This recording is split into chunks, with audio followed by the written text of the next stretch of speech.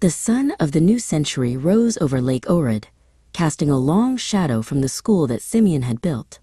Petar, now a man of steady hands and deep conviction, felt the weight of the leather-bound primer his grandfather had given him.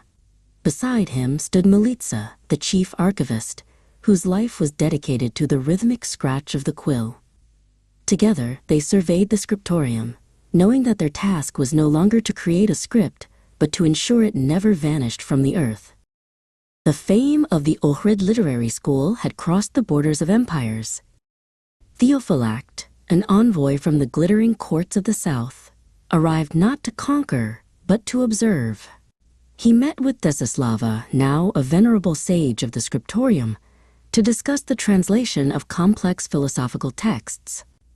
Theophylact was astonished to find that the barbaric tongue he expected had been refined into a language of surgical precision and poetic grace. "The air of the lake is both a blessing and a thief," Milica remarked as she led Petar into the cool, dry depths of the underground vaults. They were the guardians of the original codices, the holy artifacts written by Clement himself. Milica showed Petar how they stored the books in chests of cedar and lead to protect the parchment from the damp. For every book that sat on a student's desk, a master copy was kept in this silence, a heartbeat in reserve for the nation. In the quiet hours of the afternoon, Desislava and Theophylact debated the nature of the word. They sat surrounded by the echoes of 100 scribes, comparing the Greek Gospels with the Cyrillic translations. Desislava argued that a language is not a cage for thought, but a window. She showed Theophylact how the Slavic script captured the resonance of the people's prayers in a way the older languages could not. Continuity required the passing of the torch. Vasil, his back now bent by years of travel, prepared his final expedition to the mountain villages. He was joined by Bojidar, a young monk who possessed the same fire for teaching that Vasil had carried for decades. Vasil handed Bojidar a sturdy leather satchel filled with wooden tablets and inkhorns, a silent command to carry the light where the roads ended and the wilderness began. The physical survival of the word depended on the mastery of craft. In the workshops near the shore, Luca worked with Zoran, the master tanner, to perfect the production of vellum.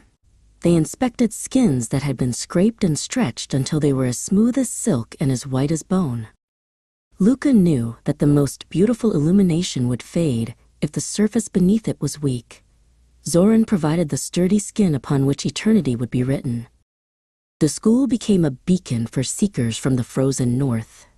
Ivar, a traveler who had sailed down the great rivers, sat in the courtyard under Petar's guidance. Ivar's hands, more used to the hilt of an axe, struggled with the delicate curves of the O and the sharp lines of the A. Petar watched with patience, seeing in the foreigner the same hunger for identity that had once fueled his own ancestors. One night, a stray ember from a furnace threatened the secondary archive. The alarm brought Milica and Bojidar racing into the smoke-filled corridor. While others fought the flames, they worked in a frantic, silent rhythm to move the most precious crates to safety. They did not save gold or silver. They saved the golden standard, the blueprint of their culture, proving that the word was a treasure worth risking one's life to preserve. As the years passed, Petar saw the true harvest of Ohrid. He walked through the town with Luca, noticing that the letters were no longer confined to the monastery walls. They saw a merchant marking his ledgers in Cyrillic, and a group of children tracing the alphabet in the sand by the water. Luca remarked that the ink had finally entered the blood of the people. The school was no longer just a building, but a shared consciousness. In the twilight of his own leadership, Petar stood with Milica at the humble shrine of St. Clement. They looked at the endless rows of books they had preserved, and the new ones being written even now. Petar realized that while men are ephemeral, the written word is a bridge across time.